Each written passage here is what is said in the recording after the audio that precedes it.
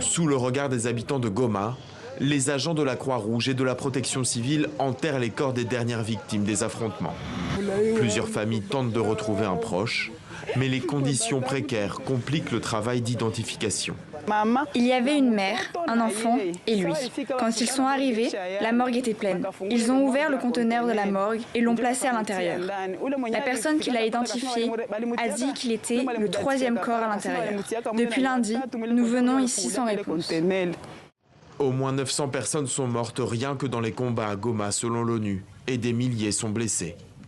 Après avoir revendiqué la prise de la ville, les combattants du M23 ont progressé dans la province voisine du Sud Kivu, appuyés par l'armée rwandaise. Mais élément troublant, Paul Kagame, président du Rwanda, mais également commandant en chef de l'armée, déclare lundi sur CNN ne pas savoir si ses troupes se trouvent en RDC.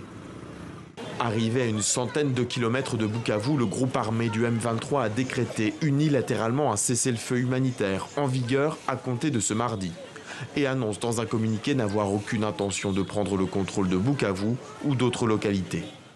Mais depuis le début de cette guerre, il y a 3 ans, 6 cessez-le-feu et trêves ont été annoncés avant d'être systématiquement rompus. L'annonce est donc accueillie froidement par Kinshasa. Le communiqué, tout ce qui est dedans, est totalement faux.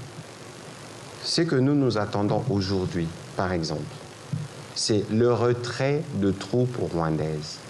Ils n'ont pas de place en République démocratique du Congo. Ça doit être clair.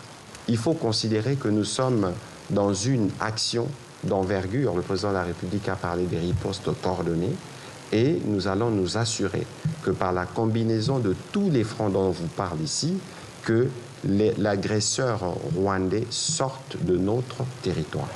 À Beni, comme dans la capitale Kinshasa, des milliers de personnes se sont rassemblées lundi pour dénoncer les exactions du M23, à quelques jours d'une rencontre entre Félix Tshisekedi et Paul Kagame, prévue ce week-end en Tanzanie.